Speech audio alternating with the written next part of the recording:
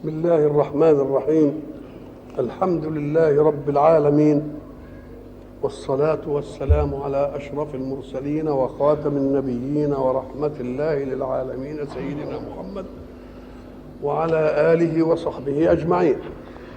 وبعد، فقد وقفنا عند قول الله سبحانه: أعوذ بالله من الشيطان الرجيم، ويستعجلونك بالسيئة قبل الحسنة وقد خلت من قبلهم المثلات.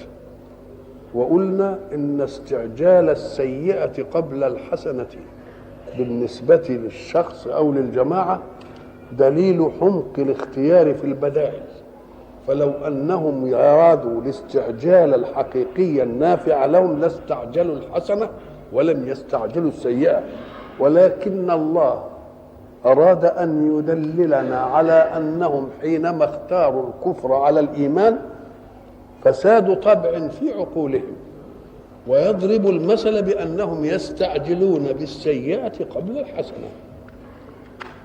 وقد خلت من قبلهم المثلات، أفلم يسيروا في الأرض فينظروا كيف كان عاقبة الذين من قبلهم، يعني مش هنبدأ بيهم، ده المسألة واضحة في كل من كذب الرسل سابقا، نعمل فيهم عذاب الاستئصال، ولكن رحمة الله لأمة محمد صلى الله عليه وسلم منع عذاب الاستئصال. ولذلك تجد قول الحق سبحانه: وإن ربك، كان يقول وإن ربهم لذو مغفرة، يعني يتوبوا احنا نغفر لهم، ده بيقول وإن ايه ربك، أسند الربوبية لمين؟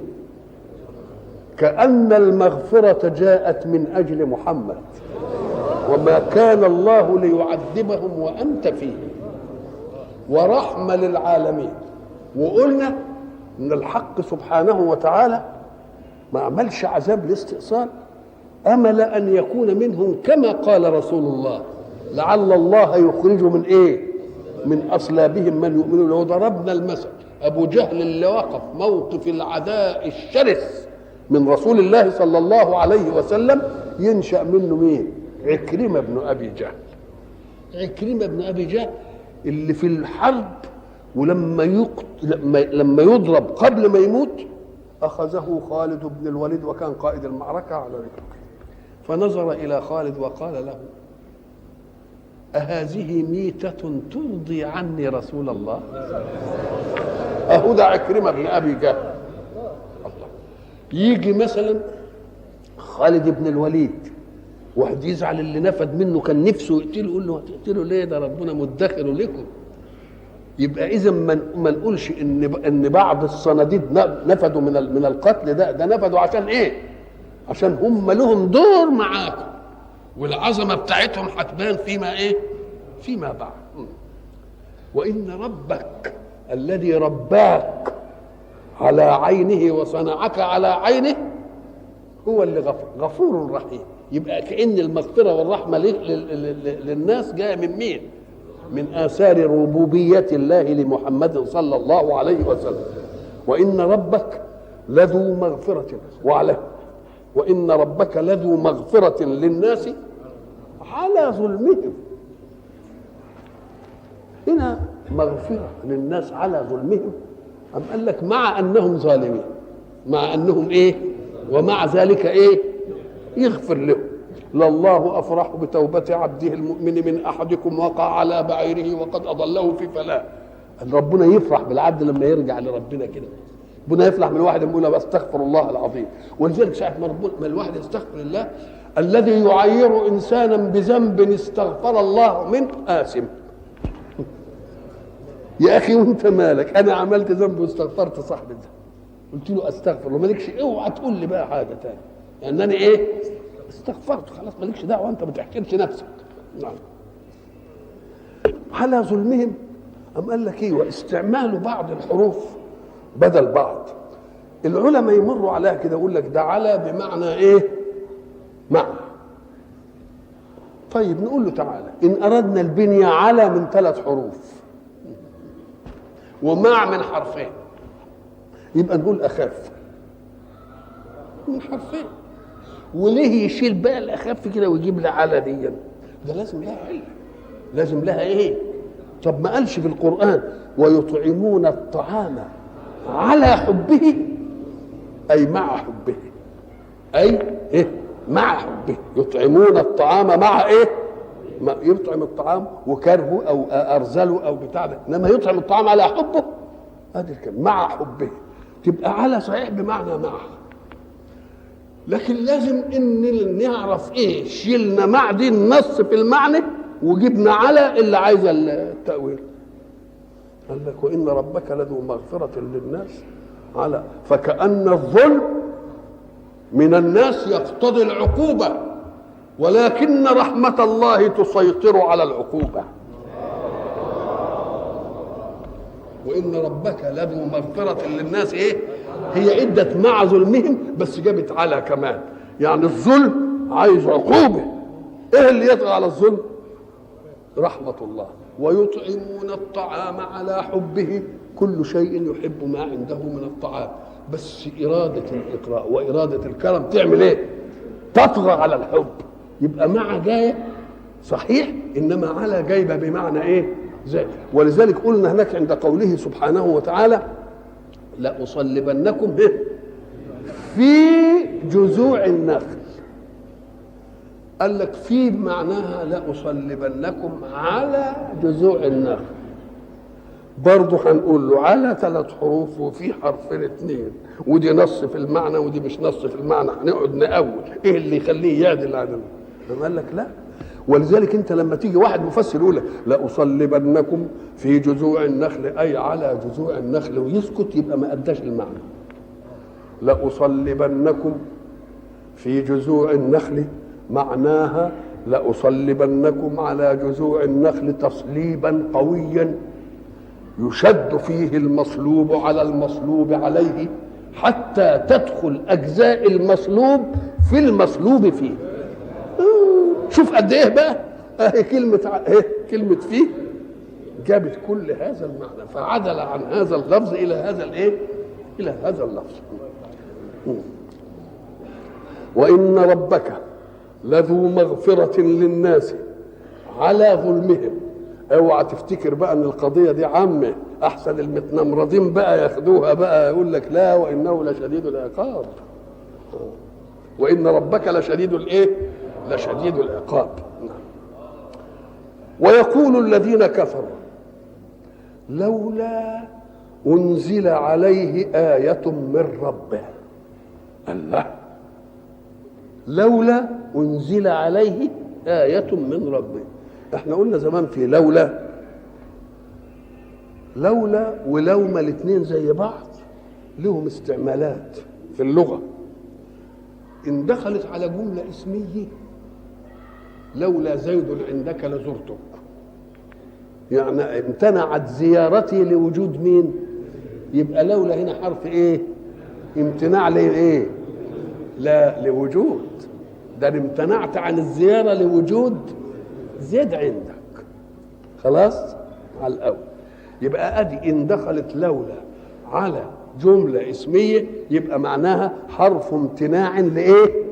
لوجود. امتنع زيارتك له لوجود زيد عنده. لولا انتم لكنا مؤمنين، يبقى امتنع ايماننا لايه؟ لوجودكم. لولا الغمد يمسكه لسال، يبقى امتنع ان يسيل. لولا الغمد يمسكه ايه؟ لسال، يبقى امتنع سيلانه لوجود مين؟ الغمد اللي هو في ايه؟ كلام على الاول.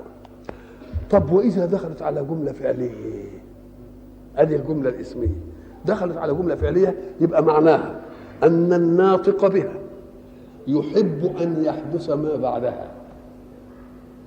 لولا زرت فلان، لولا عطفت على فلان، يبقى بيحضوا على مين؟ على الايه؟ بيعضوا على الايه؟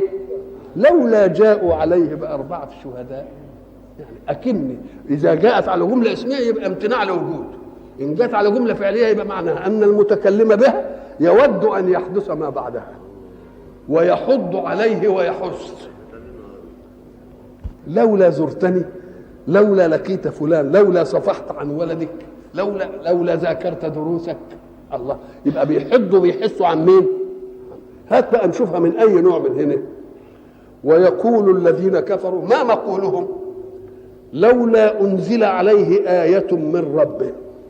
طب دي جملة فعلية، يبقى معناها انهم عايزين ايه؟ تنزل آية من ربه، يحبهم ان تنزل آية من ربه. ده كلامهم في الظاهر، برضه لو جت آية برضه هي عندهم ايه؟ انما هو كلامهم كده، لولا انزل عليه آية من ربه، دل على انهم يطلبون آية، والآية المطلوبة لصدقه، على انه صادق في البلاغ تبقى المعجزة. لولا انزل عليه آية من ربه، اي جاءت على يده ايه؟ معجزة. نقول لهم الله، امال المعجزة اللي عندكم دي ايه؟ لكنهم مش معترفين بمسألة الايه؟ القرآن ولا بالمعجزة القرآنية. نقول له الله، ليه بقى ما انتوش معترفين بايه؟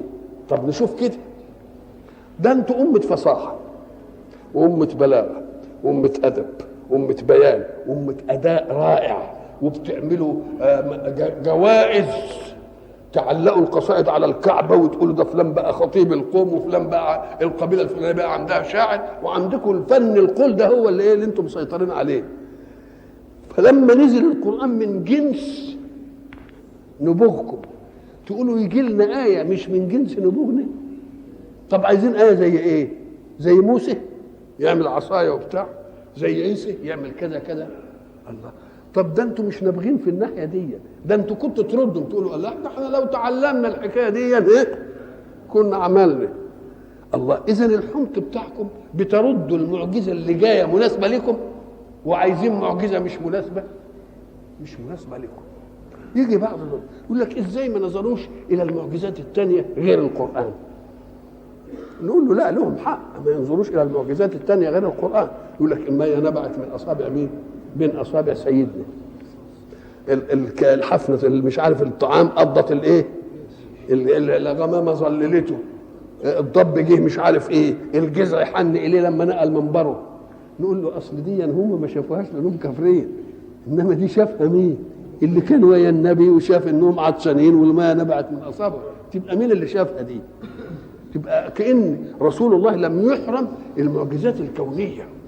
معنى المعجزات، معجزة كونية هي المعجزة التي تقع مرة واحدة وتنتهي، وهي حجة على من يراها، مش جاية ليا ولا له، إنما جاية عشان تثبيت إيمان القلة المضطهدة.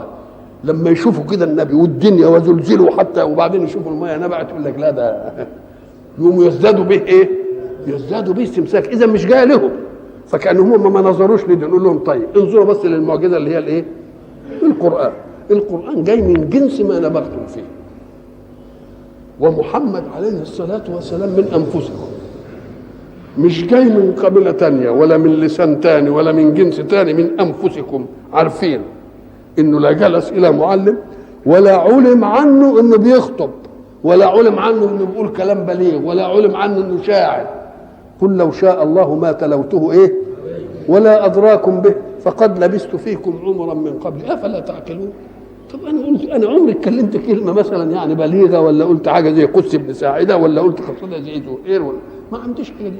ومن قال لا يمكن كانت عنده الموهبه بس هو اجلها لامتى؟ قال لسن ال40. طب يا اخي بقى انسان راى اباه يموت وهو في بطن امه، وامه تموت بعد وهو طفل صغير، وجده، والناس عماله تتساقط من حوله بلا ايه؟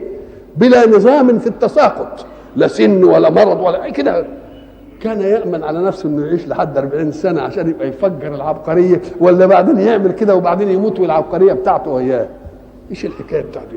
ثم من قال ان العبقريه تيجي بعد 40 سنه؟ عمر العبقريات امتى؟ في اواخر العقد الثاني واوائل العقد الايه الثالث. ادي العبقريه. انما عمر العبقريه تيجي بعد 40 سنه؟ ما فيش كلام من ده. الله، يبقى اذا انتم ما اعترفتوش بايه؟ بمعجزه القران، ده لدد. طب ما اعترفتوش بمعجزه القران، يقوم ربنا يخليكم تقعوا بلسانكم. لولا نزل هذا القران على رجل من القريتين عظيم. الله، طب ايه لو يبقى القران ما فيش فيه كلام بقى؟ يبقى المنزل عليه هو اللي فيه الكلام. المنزل عليه هو اللي فيه الكلام مش دي. يبقى انتوا بتغلطوا نفسكم ولا ما تغلطوش؟ قال يقولوا بعد ما ينزل القرآن وبيتحدى ويعمل العمليات دي كلها يقولوا له لولا. ويقول الذين كفروا لولا أنزل عليه آية طيب اشمعنى دلوقتي قلتوا انه له رب؟ اشمعنى دلوقتي قلتوا من ربه؟ طب ما دام مؤمنين بانه له رب بقى وبيكلمكم بقى تبقى يعني كان الاصول انكم تعملوا ايه؟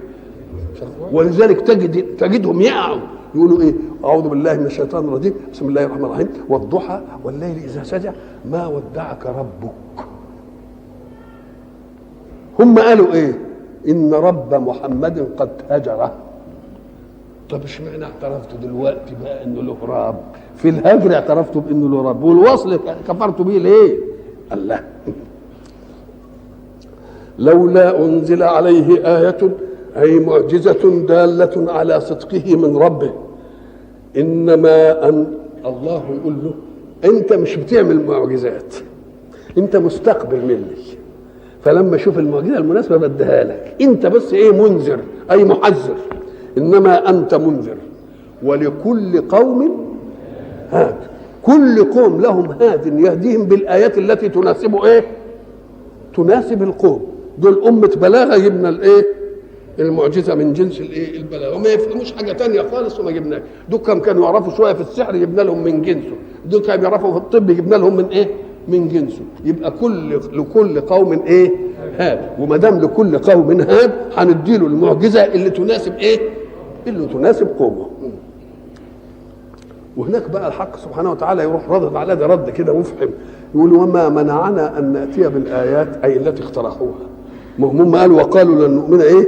لك حتى تفجر لنا من الارض ينبوعا، او تسقط السماء كما زعمت عليه، او تاتي بالله والملائكه، او يكون لك بيت من زخرف، او ايه؟ او ترقى في السماء، او تكون لك جنه من نخيل وعنب فتفجر الانهار، يعني واحده من دول.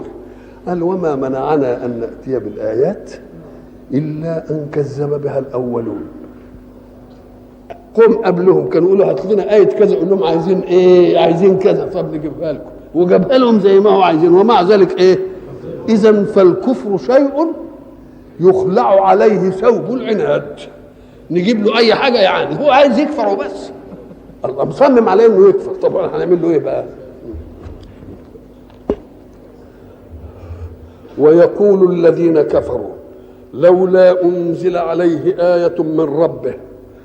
انما انت منذر، افهم مهمتك كويس. ولكل قوم هاد. الله يعلم ما تحمل كل انثى وما تغيض الارحام وما تزداد وكل شيء عنده بمقدار. كل شيء عنده بمقدار دي رد برضه اللي ينفع هناك. نجيب المعجزه دي، ما نجيبش دي، نجيب دي امتى، نحط دي، وكل شيء عنده بايه؟ مش حاجه كده يعني كده. ايه المناسبه بقى في ان الحق سبحانه وتعالى يجي بعد الكلام اللي سبق يقول الله يعلم ما تحمل كل انثى، كانه يقول انت منذر ولكل قوم هاد، وهؤلاء لا يريدون الايه ليؤمنوا، وانما يريدون تعجيزك، وحيصرهم لو جئنا لهم باي ايه على الكفر، وانا عالم اللي هم ايه هيعملوه، لانني اعلم اخفى من ذلك. اخفى من ذلك ايه؟ الله يعلم ما تحمل كل انثى. اخفى من ايه؟ من ذلك. الله يعلم ما تحمل كل انثى وما تغيض الارحام وما تزداد. احنا عارفين تحمل كل انثى يعني تحمل، وتحمله ببطنها. ايه وفي الرحم المستقر بتاع الحمل الرحم. ايه تغيض الارحام وايه تزداد؟ غاض الماء، لا لازم فعل غاض الماء اي ذهب، وغاض الله الماء اي اذهبه، يبقى يستعمل لازم ويستعمل متعمل. وزاد الله الماء وزاد الماء، يبقى زاد الماء وزاد الله الايه؟ الماء. ولذلك لما اقول ايه؟ وقيل يا ارض إيه؟ ابلعي ماءك ويا سماء ايه؟ اقلعي. وغيض الماء، ده غيضه مبنيه للمجهول. من الذي غوضه؟ الله. يبقى غاض الله الماء ابنها بقى للمجهول وغيض الايه؟ المال. برضه زاد زيها، زاد المال وزاد الله الايه؟ ما قالش هناك في سوره يوسف ونزداد كيل بعير؟ مش كده ولا لا؟ ونزداد ايه؟ كيل ايه؟ كيل بعير. يبقى اذا زاد وغاض الاثنين يستعملان مرة باللزوم يعني بالفاعل بس، ومرة يتعد الى الايه؟ المفعول. طيب تغيض الارحام تنقص.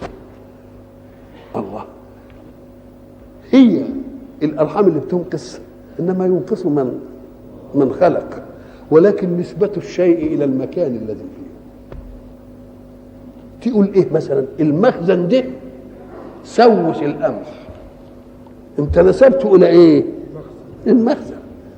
الفعل كله لمين؟ ولذلك تجد حب ما سوس، تجد مخازن ما سوتش. يبقى مرة ينسب للايه؟ الفعل للمكان. واسأل القرية، هو انا هسأل القرية المباني والبتاع دي؟ اسأل المكان، انا اسأل المكين، اسأل اهل القرية. قال له لا، ده المسألة اللي بتسأل عنها دي حتى الجدران عارفاها. يبقى فيه مبالغة، فيه ايه؟ مبالغة. وغيض الماء، طيب ما تغيض الارحام، تغيض يعني تذهب وتنقص. ازاي يعني؟ أم قال لك السقط اللي بينزل من المرأة أو المولود اللي بينزل، السقط ده يبقى ما كملش، يبقى قالوا غاضت إيه؟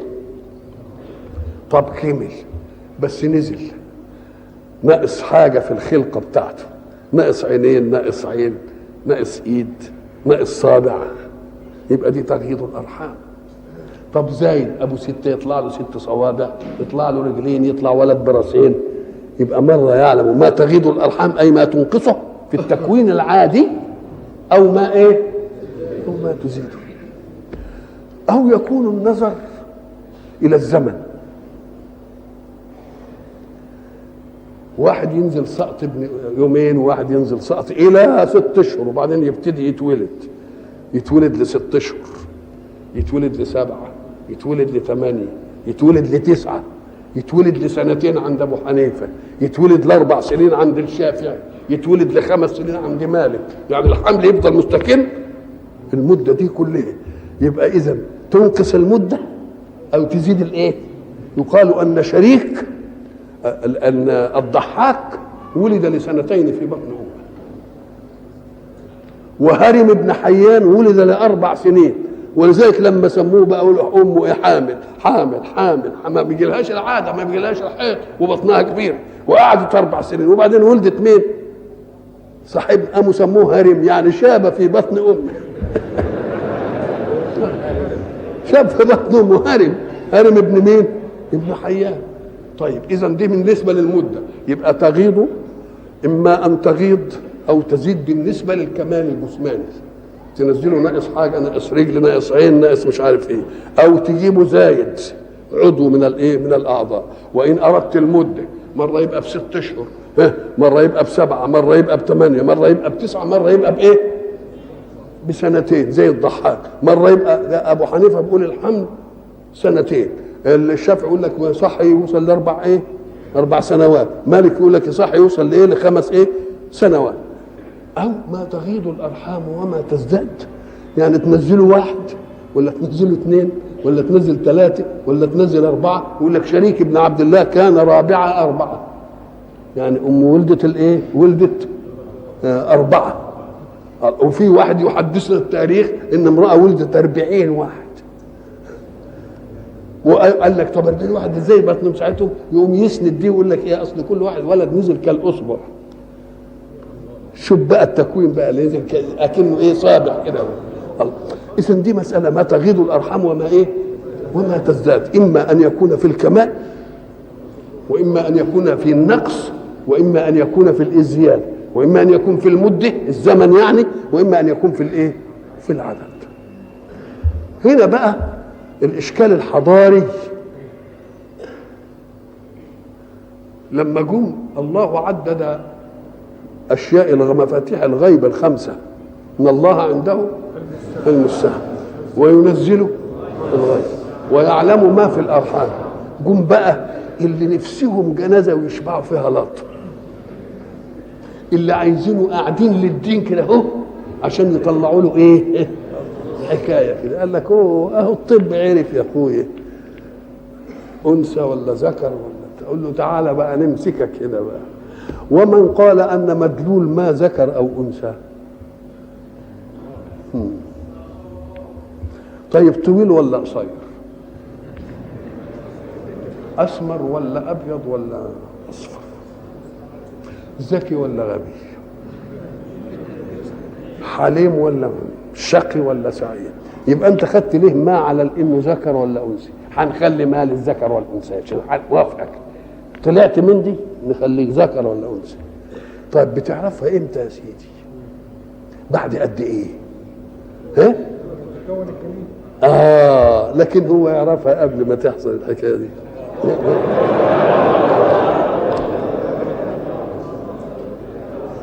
طيب انت عرفتها ازاي يا حضرة الطبيب؟ قال ما انا هاخد عينه كده، لكن ربنا يعرفها من غير ما ياخد عينه. ويقولها العبد من عبيده ويخليه ينطق على لسانه كده يقول لا يبقى سمي اللي في بطنك ده محمد، ولا لسه يحيى دي بتاعت ربنا سيبنيك، يعني بنقولها للكرامات كويس كده. وقبل ما يلتقي الزوج بالزوجه عارف انه هيعيش وبيسميه كمان. شو التثبيت يسميه؟ اسمه يحيى.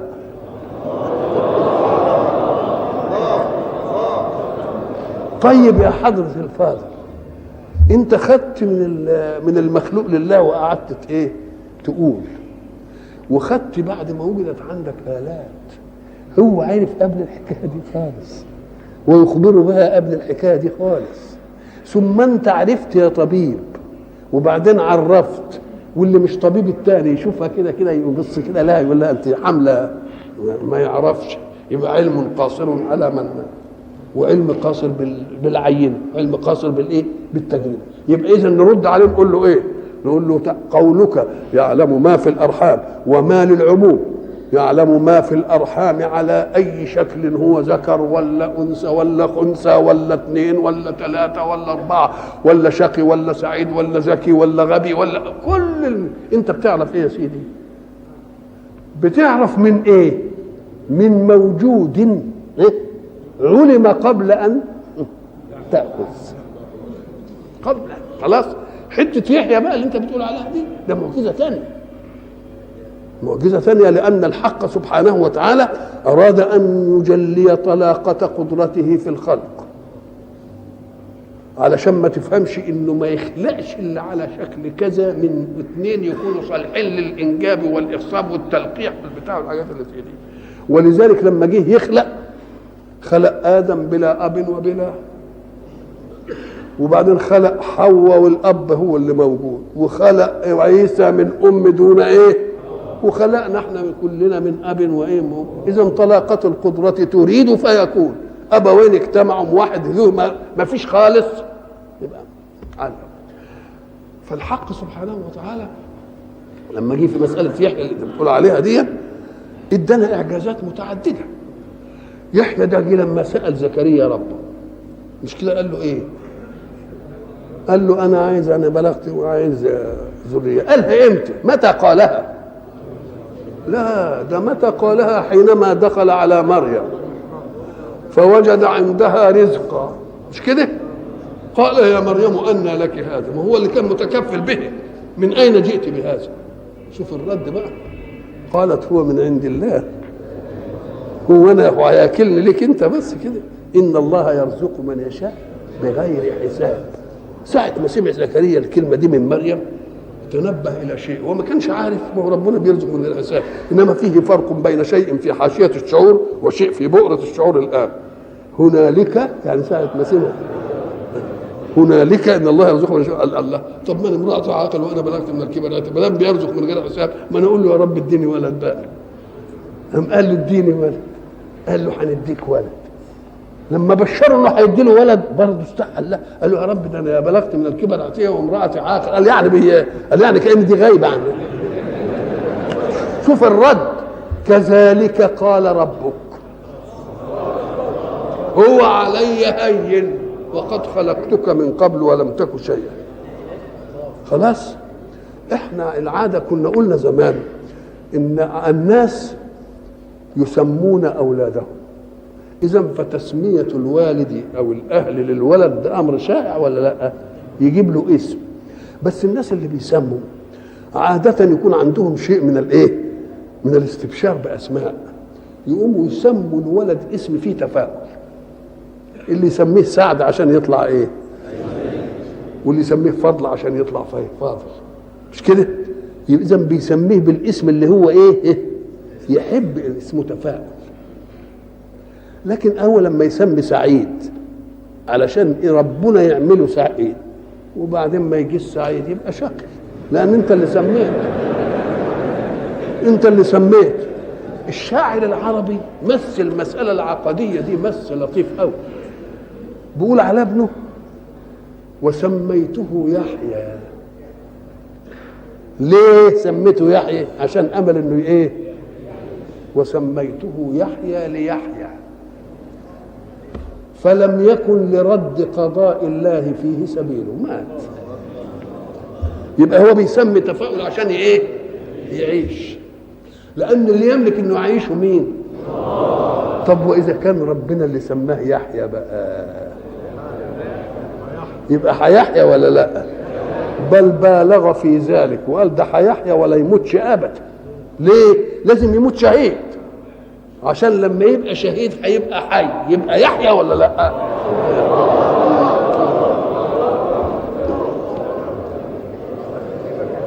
الله يعلم ما تحمل كل انثى وما تغيض الارحام وما تزداد وكل شيء عنده بمقدار.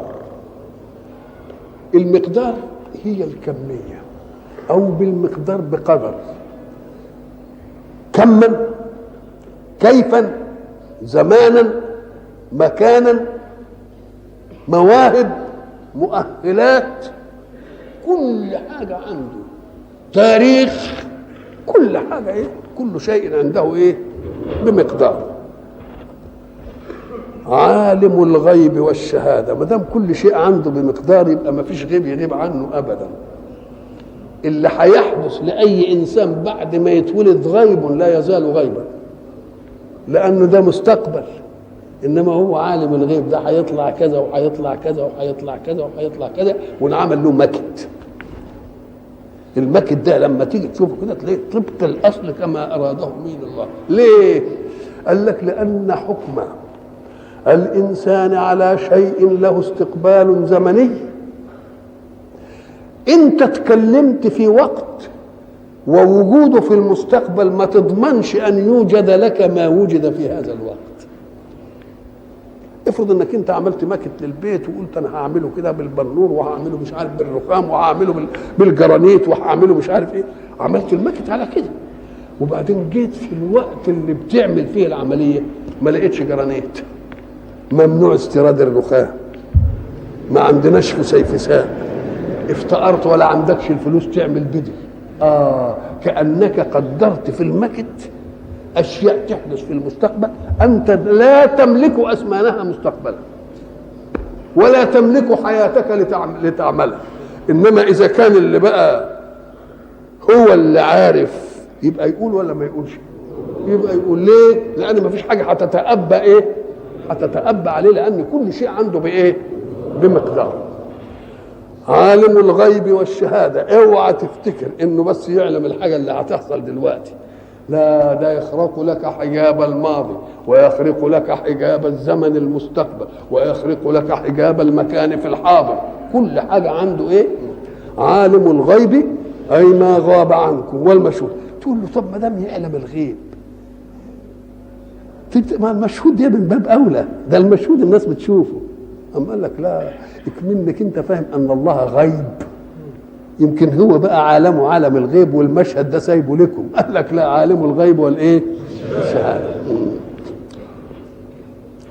عالم الغيب والشهاده الكبير المتعال. من اسماء الله الكبير، مش كده؟ ومش الأكبر. طب ايه اللي أحسن؟ أكبر، لكن من أسماء الكبير ومفيش من أسماء الأكبر. ليه؟ السبب إيه؟ ما فيهاش إلا في شعار الصلاة بس. الله ما قالش كبير، الله إيه؟ أكبر. لكن الوصف العام في الاسم الله إيه؟ كبير. قال لك لأن مقابل الكبير صغير، فكل شيء بالنسبة لموجده صغير وهو الكبير.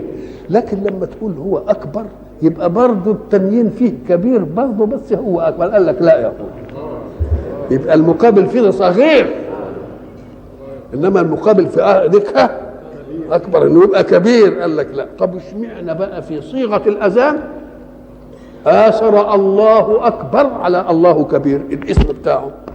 قال لك ايوه، عشان الملحظ ده برضه، لأن ما دام الله أكبر بيخرجك من عمل.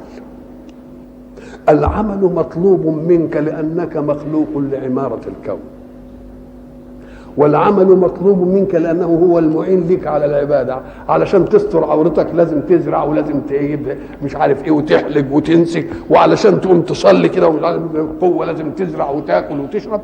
إذا فكل أعمال الحياة مطلوبة حتى لإقامة العبادة. فإياك أن تقول إن الله كبير والباقي صغير، لا، برضو الباقي كبير لأنه هو الذي يعينك على مين؟ ولكن الله أكبر من ذلك. يبقى إذا فيه كبير وفيه إيه؟ أكبر. تقال إمتى؟ حين يخرجك من مجال الحياة، لأنه عمل. العمل ده مطلوب لعمارة الكون ومطلوب حتى لإقامة العبادة. كيف تعبد ربك إلا بقوة؟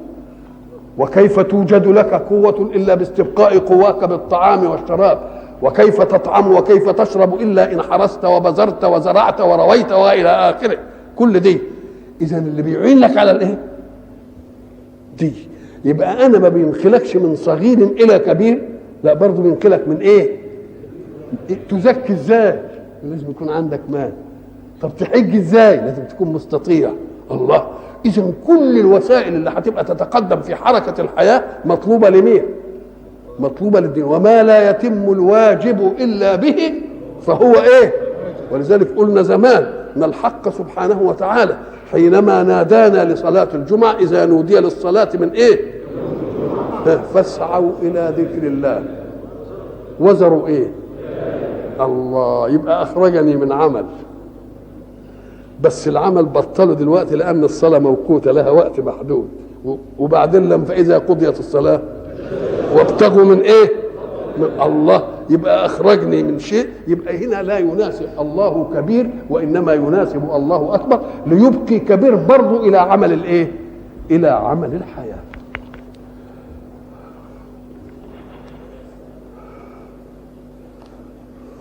عالم الغيب والشهادة الكبير المتعال. متعال أم قال لك المنزه الذي تعالى الله، يعني ايه؟ تنزه ذاتا وتنزه صفاتا وتنزه افعالا. اوعى تقول ان ذاته زي الذوات، اوعى تقول ان صفاته زي الايه؟ له سمع بس سمع يليق به، له بصر يليق به، له قدرة، له وجود يليق ايه؟ يليق به. سواء منكم من أسر القول ومن جهر به.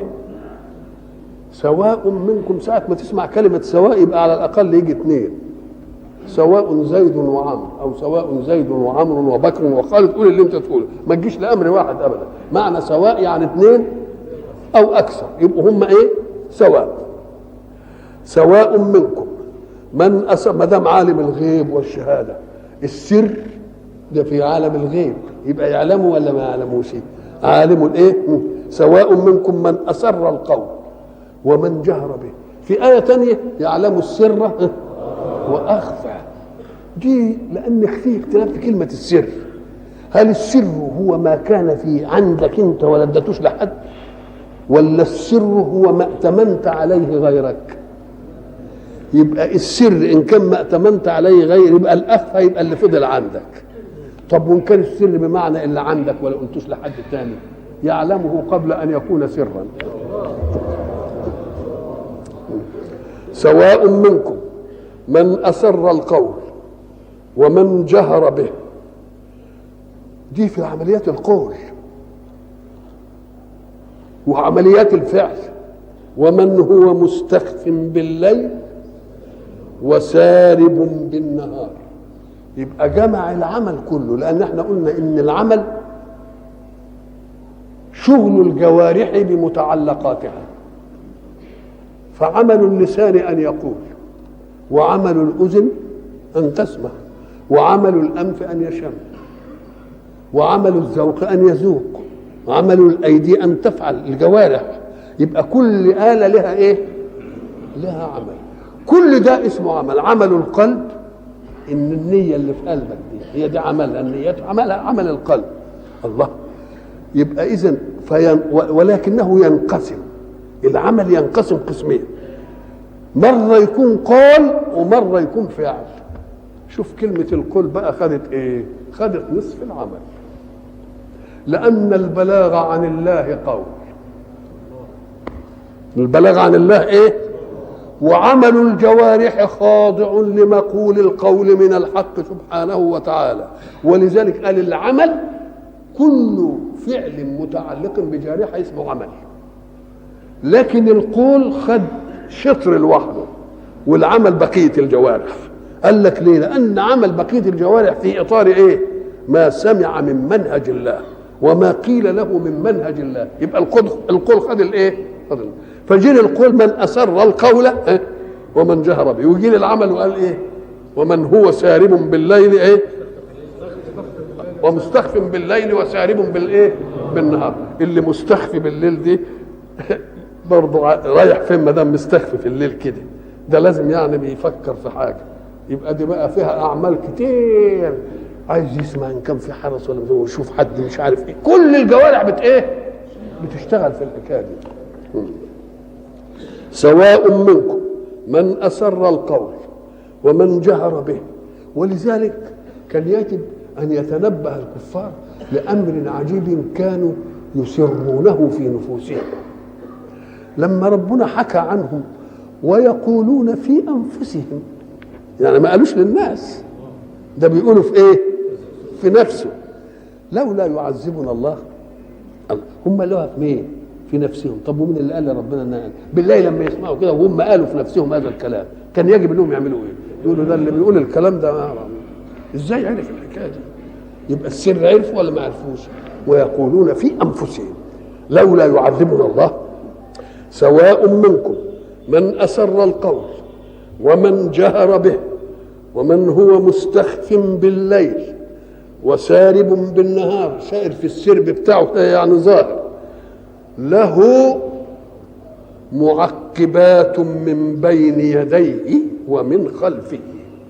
معقبات جمع مؤنث، المفرد فتاعه ايه؟ معقبة. معنى معقبة يعني ايه؟ انتوا عارفين اللي بيسموه عندنا دلوقتي في الاصطلاح الحديث الدوريات. في دورية تيجي وبعدين ايه؟ دورية تعقبها. ولذلك النبي عليه الصلاة والسلام قال يتعاقبون فيكم ايه؟ ملائكة بالليل وملائكة بايه؟ بالنهار. يتعاقبوا يعني دول يجوا عقب ايه دول؟ له معقبات اي قوم ايه؟ يعتقبون ان ياتي بعضهم عقب ايه؟ بعض. له معقبات من بين يديه يعني من امامه ومن ايه؟ ومن خلفه. لان حقيقه الحفظ أم قال لك الانسان اذا كان سائر لا يامن رصدا يترقبه ساعه ما يشوفه يعمل فيه اللي بيعمل، او لا يامن واحدا ايه؟ يتتبعه. وما دام هيقول يحفظ يبقى يحفظ كده ويحفظ ايه؟ يحفظ كده. له معقبات من بين يديه يعني يعتقبون بالليل وجماعه بالنهار. قال لك يجتمعون في ايه؟ في صلاه الصبح وفي صلاه العصر. انما الورديه جامده قوي بقى، من جماعه من الصبح للعصر وجماعه من العصر للصبح بتاع ثاني يوم. الورديه ايه دي قليله ودي ايه؟ ودي كتيره. قال لك لا، لانهم جايين للحفظ وجايين للايه؟ لكتابه الاشياء. والى لقاء اخر ان شاء الله.